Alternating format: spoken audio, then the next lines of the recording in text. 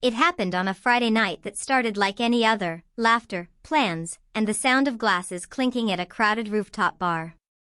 I wasn't supposed to be there. I'd been invited weeks ago, but after the tension between Emily and me lately, I figured it was better to stay home and let her enjoy a night out with her friends. She said she needed space, that she wanted to breathe, which I respected, maybe too much. But fate has a strange sense of humor. A colleague dragged me out that same night to the exact bar she and her friends were in. I didn't plan to spy or confront her. I just wanted a drink and some quiet. But what I saw changed everything. Emily was standing near the bar, her friends huddled around her like cheerleaders hyping up a victory. Her laughter was louder than I'd heard in months, exaggerated, performative. Her best friend, Sophie, raised a glass and shouted, "To Emily's freedom." The table erupted in cheers. "No more being tied down to a man who doesn't get it," another friend yelled. I froze. Freedom? The word hit like a slap. As far as I knew, Emily and I hadn't broken up. We'd been going through a rough patch, sure, disagreements, emotional distance, but not once had we said it was over. Just that morning, she'd kissed me goodbye and said, "Let's talk properly this weekend." Apparently, her definition of talk was different from mine. I didn't make a scene. I watched for a moment, unnoticed, from across the room. She looked radiant, almost euphoric, dancing, laughing, pretending as though I didn't exist. When one of her friends asked, "So what did you say to him?" Emily smirked and said, "I told him I needed space, but honestly, I'm done. I just haven't said it to his face yet." That was enough. I left without a word, without anger, just a hollow calm that felt heavier than rage. When I got home, her things were everywhere. The mug she always used. The sweater she left on the couch. The framed photo of us from our trip to Italy. I sat down and stared at it for a while before quietly packing her side of the closet. Not out of spite, but because something inside me finally broke free too. Not in celebration like her friends, but in realization. I'd been fighting for a relationship she'd already emotionally abandoned. The next morning, I texted her one sentence, "Your freedom's waiting at home." She didn't reply right away. Hours later, around noon, she walked in, still wearing the same clothes from last night. Her eyes widened when she saw the boxes neatly stacked by the door. "Daniel, what is this?" I looked up from the coffee I was pouring. "You said you needed freedom." "I just didn't realize you meant it publicly." She blinked, confused, then defensive. "Oh my God, did someone show you a video or something?" "It was just a joke."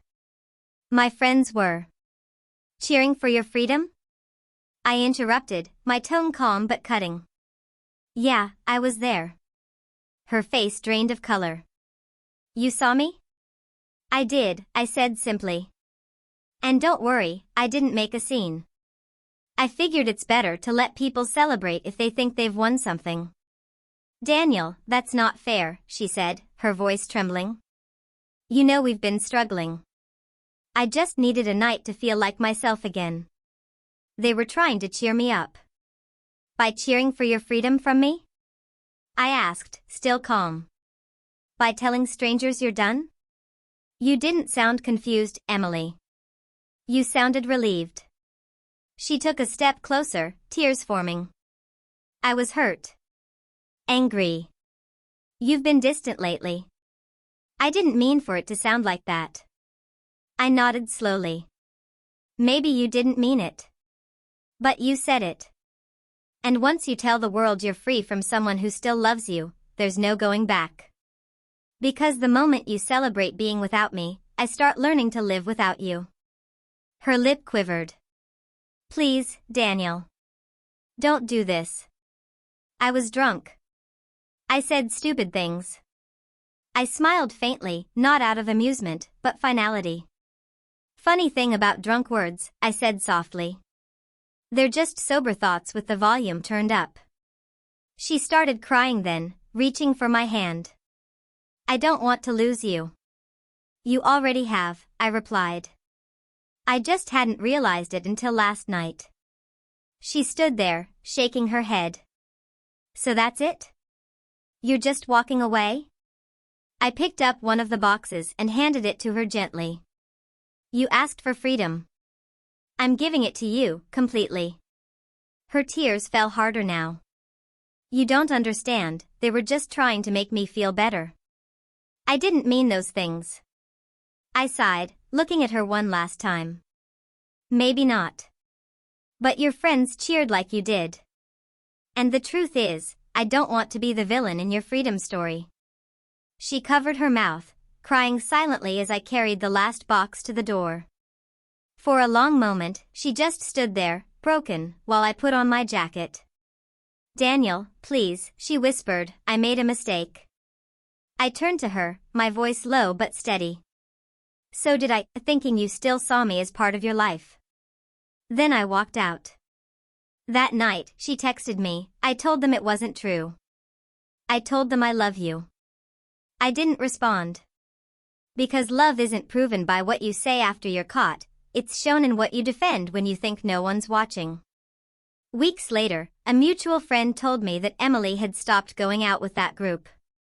Apparently, they'd teased her when she broke down crying at brunch, asking if she'd missed her freedom. That's when she finally understood that not everyone who cheers for you is happy for you. As for me? I didn't gloat. I didn't hate her. I just moved on quietly. Because sometimes the greatest revenge isn't slamming the door, it's walking away so calmly that they finally hear what silence sounds like after the cheers fade. Her friends had raised their glasses for her freedom, but when they saw me walk away for good, they finally understood, freedom doesn't feel like victory when the one who truly cared no longer looks back.